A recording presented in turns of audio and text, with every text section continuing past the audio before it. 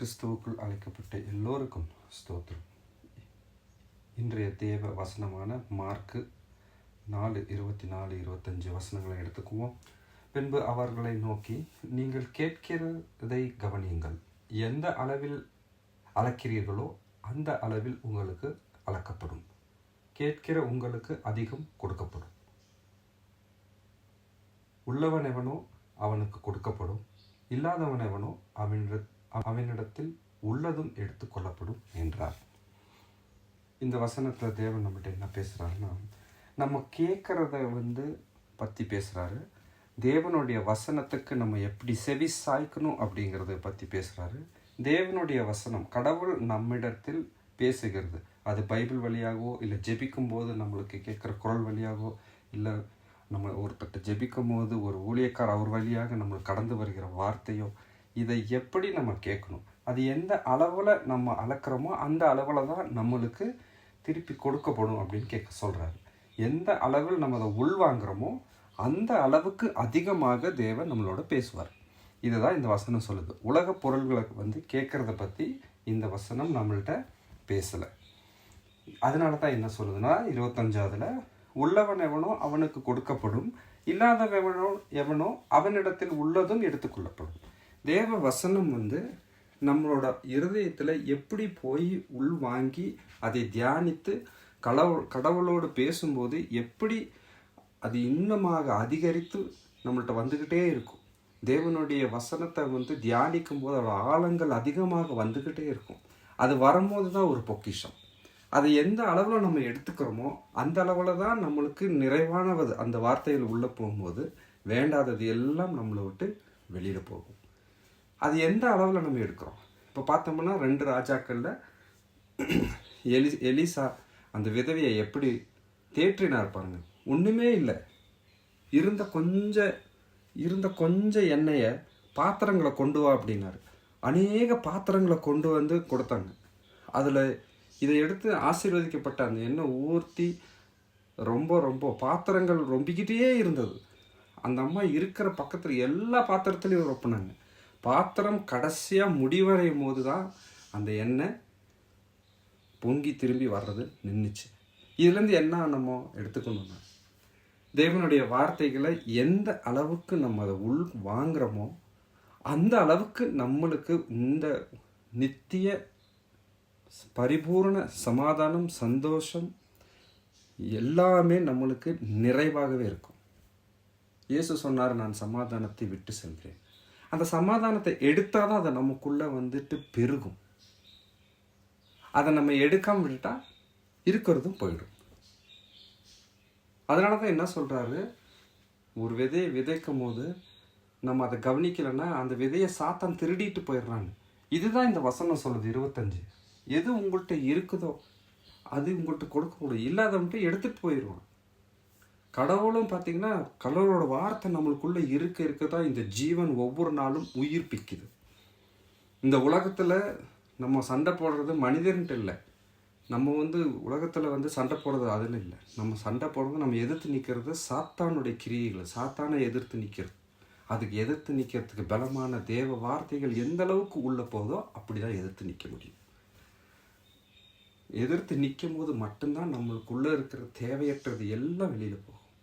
நம்ம எதிர்த்து நிற்கல, நம்ம கடவுளோட வார்த்தை இல்லைன்னா இன்றைக்கி அநேக மக்கள்கள் ஏன் இவ்வளோ உள்ள அடப்பட்டு இருக்கிறாங்கன்றதுக்கு காரணம், கடவுளுடைய வார்த்தைகள், பைபிளில் சொல்லப்பட்ட வார்த்தைகள், உயிருள்ள வார்த்தைகள், பரிசுத்த ஆவியின் வழியில் எழுதி கொடுக்கப்பட்ட வார்த்தைகள், இயேசு பேசின வார்த்தைகள், ஜீவனும் ஆவியமாக இருக்கின்ற வார்த்தைகளை உள்ளே வாங்கி அதை தியானித்து அதில் பலன் படாமல் உலக காரியங்களில் தேவையற்றதுங்களை நினச்சிக்கிட்டு இதனால் போய் மக்கள் விழுந்து தான் மோசமான நிலைமைக்கு போயிடுறாங்க.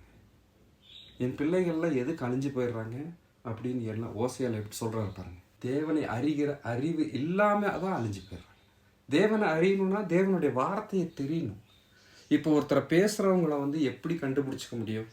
நல்லா பேசுகிறாங்க, அன்பாக பேசுகிறாங்க, அரவணைப்போடு பேசுகிறாங்க, இதெல்லாம் எப்படி நம்மளால் ஈஸியாக ஐடென்டிஃபை பண்ண முடியுது?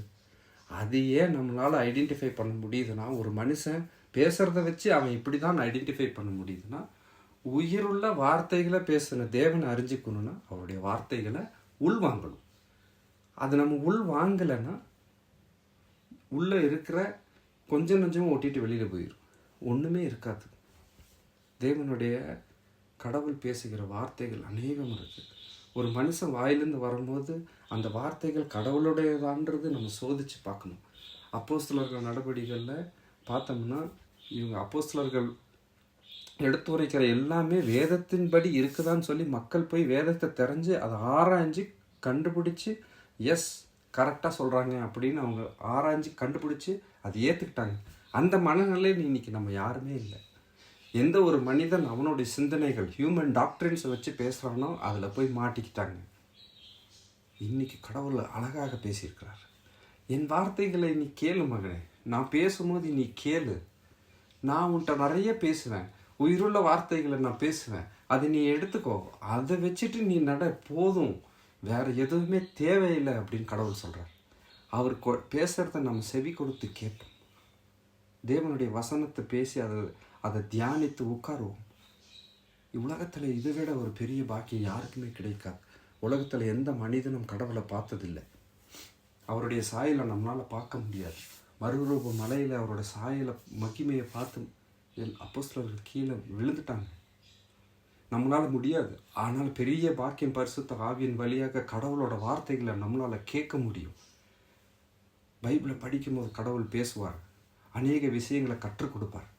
அதனால தான் அந்த நிலமாக நல்ல நிலமாக நம்ம இருக்கணும். எந்த நிலமோ அந்த நிலம் எந்த வகையாக இருக்கோ அந்த வகையில் தான் அதுக்கிட்ட இருக்கிற விளைச்சலும் வரும். எல்லா நிலத்துலேயுமே எல்லா வெஜிடபிள்ஸும் வளர்றதில்லை, எல்லா பயிர்களும் வளர்றதில்லை. எங்கே அரிசி வளருமோ அது அங்கே தான் வளரும், எங்கே கோதுமை வருமோ அங்கே தான் வளரும், எந்த இடத்துல தென்னை வளருமோ அங்கே தான் வளரும். எந்த இடத்துல மலைப்பிரதேசங்களில் மரங்கள் மலைப்பிரதேசங்களில் மட்டும்தான் வளரும்.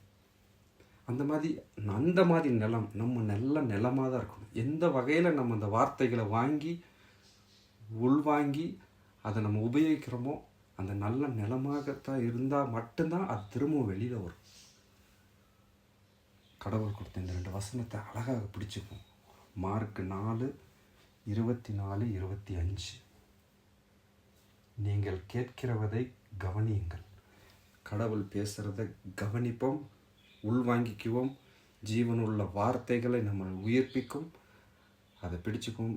இந்த நாள் முழுவதும் தேவன் நம்மளோடு அசைவாடி பேசிக்கிட்டே இருப்பாருன்னு அவரோட வார்த்தைகளை ஒன்று எடுத்து அதை படி நடந்துகிட்டே இருப்போம்.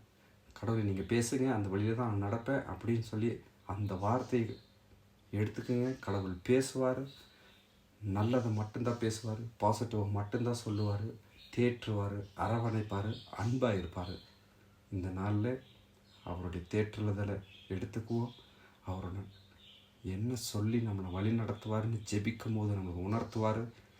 சில பேருக்கு உணர்த்துவார், சில பேர் காட்சிகளை கொடுப்பார், சில பேர் காதுகளில் அழகாக அந்த மெல்லிய வசனங்கள் என்ன கேட்குறோமோ அது தேவனுடைய வார்த்தை தான் ஃபஸ்ட்டு ஆராய்ந்து எடுத்து அது படி நடப்போம். ஆசீர்வாதமான நாளாக இருக்கட்டும். ஆமென்.